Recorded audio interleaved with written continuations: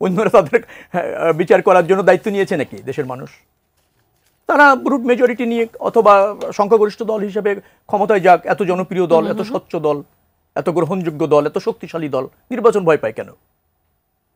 নির্বাচিত হয়ে গিয়ে বিচার করুক, যত বিচার আছে সব করে নিক, না করেনি তো কাউকে।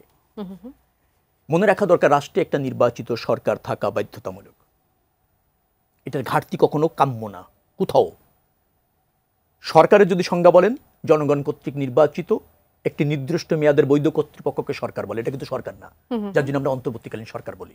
সামরিক অভ্যুত্থান বলেন, গণ অভ্যুত্থান বলেন, রাষ্ট্রের কোনো বড় বিপর্যয়ের ফলে এই ধরনের অন্তর্বর্তীকালীন সরকার আপনার গঠিত হয়। তার মূল কাজটাই হচ্ছে একটা নির্বাচিত সরকার প্রতিষ্ঠিত করা। সরকার সেই জায়গায় অন্ধ হয়ে গিয়েছে, বধির হয়ে গিয়েছে। এটা খুব অ্যালার্মিং।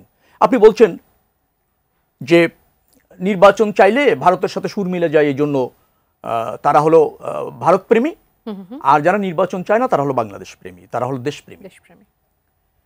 ভারত বিরোধিতা কোনো রাজনীতি না, মনে রাখা দরকার। বিএনপি ভারতকে ফেস করে, বিরোধিতা করে না, শুধু ফেস করে। আর যারা সস্তা কথা বলে বিরোধিতা করে এবং ধরেন নির্বাচন আয়োজন করতে বাধা সৃষ্টি করে অথবা অনীহা প্রকাশ করে গণতন্ত্রের জন্য হুমকি হয়, তারাই কিন্তু হচ্ছে দেশের শত্রু, তারাই হচ্ছে দেশদ্রোহী, তারাই হচ্ছে পরিত্যক্ত রাজনৈতিক দল যারা এইভাবে ভাবে। বিএনপি দায়িত্বশীল রাজনৈতিক দল। অর্থাৎ ভারতকে আপনি ফেস করছেন, আধিপত্যবাদের বিরুদ্ধে লড়াই করছেন, ফ্যাসিবাদের বিরুদ্ধে লড়াই করছেন, আপনি দেশপ্রেমী না। তো এভাবে যারা কথা বলে তাদের রাজনৈতিক জ্ঞানের অভাব আছে প্রথমত, এবং তারা রাজনৈতিকভাবে দেউলিয়া।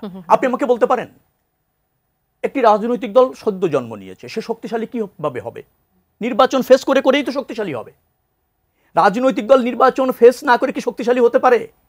সে ধরেন নির্বাচনে অংশ নেবে, হয়তো তার কাঙ্ক্ষিত ফলাফল হবে না, তারপরে সে আবার জনকল্যাণে তাকে আরো বেশি ব্রত করবে, আরো বেশি নিবেদিত করবে, জন আকাঙ্ক্ষা ধারণ করবে। এইভাবেই তো যে রাজনৈতিক দলের বয়স 1 বছরে হয়নি, তারা সেই কনফিডেন্সটা আসলে কোথা থেকে পাবে যে আমরা নির্বাচনে অংশগ্রহণ করলে আমাদের কেউ গ্রহণ করবে? সেটার জন্য তো একটা প্রস্তুতিরও তো একটা সময়ের দরকার। না, পৃথিবীতে কোনো রাজনৈতিক দল গঠিত হয়ে শক্তিশালী হবে তার জন্য অন্য রাজনৈতিক দল নির্বাচনের অধিকার থেকে বঞ্চিত হবে, এরকম কোনো তথ্য পেয়েছেন নাকি? পেয়েছেন আপনি? কথাটা হচ্ছে যে রাজনৈতিক দলটি নতুন গঠিত হয়েছে তাদেরকে তো আপনার নির্বাচন ফেস করতে হবে, জন আকাঙ্ক্ষা ধারণ করতে হবে, জনসমৃদ্ধি বা রাষ্ট্রের সমৃদ্ধি নিশ্চিত করতে হবে। সেভাবেই তো আপনি হবেন, ধীরে ধীরে আপনি শানিত হবেন, আপনি সমৃদ্ধ হবেন, একটা সময় ক্ষমতা দেবেন। পৃথিবীতে এরকম শুনেছেন নাকি কোন একটা রাজনৈতিক দল গঠিত হয়ে সে ক্ষমতায় যেতে চায় নিশ্চিতভাবে, আর সে ক্ষমতায় যাওয়া নিশ্চিত না হলে নির্বাচন হতে পারে না? এটা কি কোনো রাজনৈতিক দল নাকি? এটা তো ক্ষমতালোভী গোষ্ঠী, এবং তাদেরকে যারা প্রশ্রয় দেয় অনির্বাচিতভাবে ক্ষমতায় থেকে, তারাও একটা ক্ষমতালোভী গোষ্ঠী। মনে রাখা দরকার, বাংলাদেশে একটা অন্তর্বর্তীকালীন সরকার আছে, পাশাপাশি একটা অন্তর্বর্তীকালীন রাজনৈতিক দল হয়েছে।